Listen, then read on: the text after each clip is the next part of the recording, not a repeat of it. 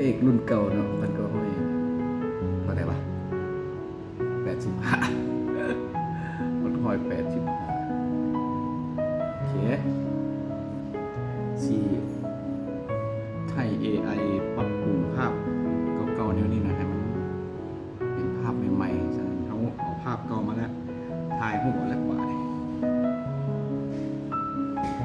แห่งงามเด้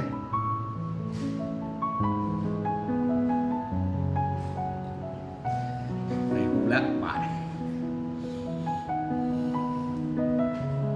ไปหูมาละเข้าไปChatGPT ตอนนี้หันมันมาอยู่นี่อันนี้มันประวัติตัวเก่าเนาะที่เขาบนแอดโฮมมันจะมีภาพถ่ายที่เขาถ่ายเมื่อกี้นี่เรามาเห็นรูปที่เขาถ่ายเมื่อกี้นี่เนาะแล้ว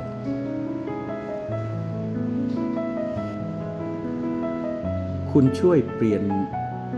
ภาพขาวดำให้เป็นภาพที่มีสีสดใสและให้เป็นภาพที่ถ่ายเหมือนใหม่นะครับจากว่าเราก็กดส่งไปตอนนี้ ChatGPT กำลังประมวลผลอยู่กับสิใช้เวลาอยู่โดนเติมละในขณะที่มันกำลังประมวลผลอยู่เนี่ยเขาปิดมือถือพักผ่อนไม่ถ่ายก็ได้แล้วจึงมาเปิดยามเบิ่งเวลาผ่านไปเกือบ15 นาทีเนาะประมาณ12 นาทีก็ผ่านไปมันเจนออกมาแล้วแต่ว่าสรุปความแล้วว่าภาพไก่นี้มันเห็ดโบเนียน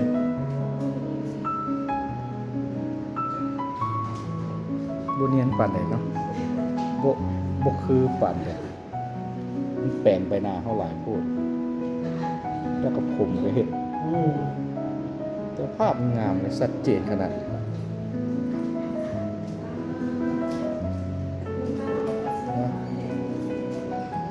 กดบันทึกนะบันทึกเราสิเทียบกันว่ามันคือสำเร็จเร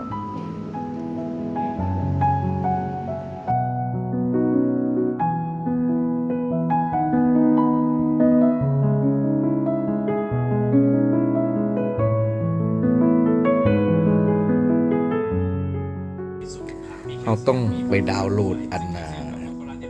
ChatGPT เนาะ ChatGPT อยู่ตัวนี้ดิ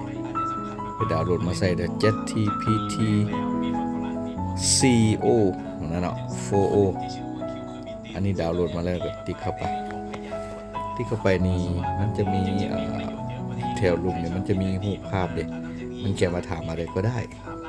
เราก็เลือกภาพเข้าไป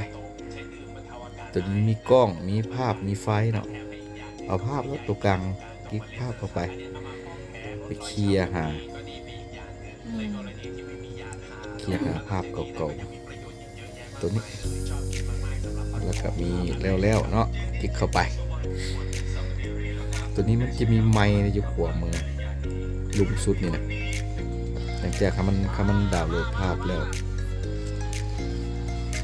มันกำลังโหลดภาพสำเร็จแล้วเนาะให้กดใช่ไหมนี่กดบัดเดียวแล้วก็มือวางออกรถมันจะมาให้เขาเว้าได้เขาก็เกี่ยมคำว่าเป็นภาษาไทยได้โอเคเอาสิลองเว้าแล้วมั้งคุณช่วยเปลี่ยนภาพขาวดำภาพนี้ให้เป็นภาพที่มีสีสดใสแล้วก็ให้เธอใส่สูทสีดำนะครับแล้วก็ภาพขึ้นหลังให้เป็นสีขาวครับกดลุกทรงกดทรงไปดิ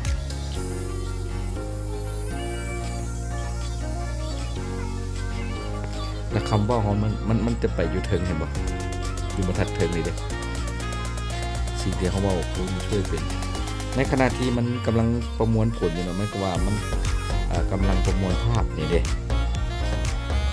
คำว่าที่เขาว่าแบบมันก็คุณช่วยเปลี่ยนภาพขาวดำให้เป็นภาพสีสดใสและเป็นภาพถ่ายที่เหมือนใหม่และก็ให้ใส่สูทสากลเป็นสูทสีดำนะครับเขาในขณะที่มันกำลังประมวลผลนะครับปิดจอไว้เลยเนาะ สิใช้เวลาอยู่ประมาณ10กว่านาทีพุ่นละเนาะถ้าเพิ่นเวลาผ่านไปพอประมาณเนาะ2ขีดทางเทิงเบื้องซ้ายมือติ๊กเข้าไปแล้วมาเบิ่งอยู่ข้างภาพได้ระบบเฮ็ดแล้วระบบเบิ่งตึกๆโอ้บอกว่าให้ใส่สูทสีดำก็ใส่เสื้อสีดำก็งามคือกันใส่เสื้อสีดำเพิ่นสีหลังอันนี้ก็โอเคเลยเอากับบันทึกเอาไปใช้งานเลยถือว่าจบเนาะ